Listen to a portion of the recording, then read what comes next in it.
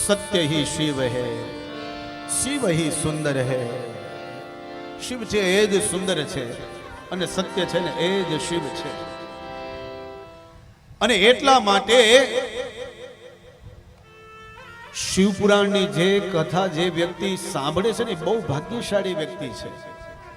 અરે એનાથી વિશેષ કહું તો રાજસૂયેન યદ પુણ્યમ અગ્નિષ્ટોમ શતેન ચ તત્પુણ્યમ લભતે શંભો કથા શ્રવણ માત્રત।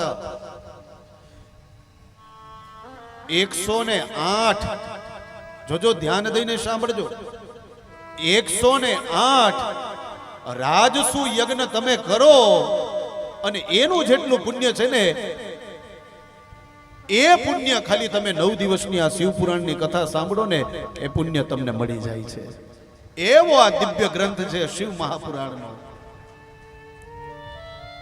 9 જ દિવસમાં રાજસુ યજ્ઞનું ફળ, અને એ એક બે યજ્ઞ નહીં, 108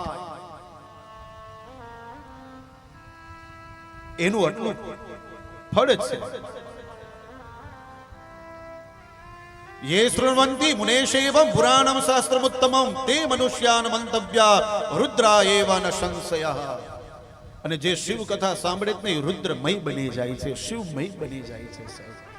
અને એટલા માટે મારે તમને આજે પહેલે જ દિવસે કહેવું છે કે તમે આ 9 દિવસ કથા સાંભળવા આવો ને એક નિયમ લેજો। આમ તો 4-5 નિયમ છે પણ એમાંથી એક નિયમ તો તમારે લેવાનો। પેલો નિયમ એ લેજો કે આ 9 દિવસ પૂરતો હું કોઈ દિવસ ખોટું નહીં બોલું। બીજો નિયમ, આ કથા મંડપમાં આવી જાવ ને એટલે એક માળા લઈને આવું બસ। અહીંયા કથા ચાલતી હોય અને આ બાજુ ઓમ નમઃ શિવાય, ઓમ નમઃ શિવાય, ઓમ નમઃ શિવાય, ઓમ નમઃ શિવાય આ જાપ ચાલુ હોય। આ બીજો નિયમ।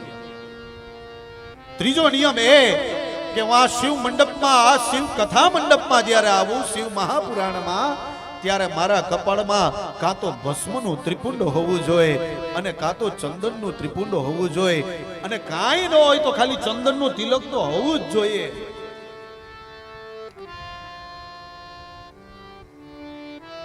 હજી એનાથી જો શક્ય હોય તો યજમાનોએ ઉપવાસ કરવો, અને ઉપવાસ ન થાય તો એક ટાઈમ ભોજન કરવું। આવો એક નિયમ લેજો। આ 4 માંથી તમને જે સારો લાગે એક નિયમ લઈ લેજો અને શિવમય બની જાજો મારા વાલા।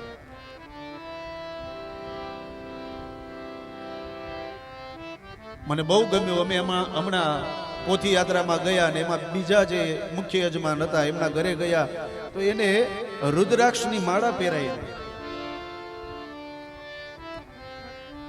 શિવની કથા સાંભળો ને એટલે રુદ્રાક્ષની માળા પહેરવી જ જોઈએ। શિવની કથા સાંભળો ત્યારે ત્રિપુંડ હોવું જ જોઈએ।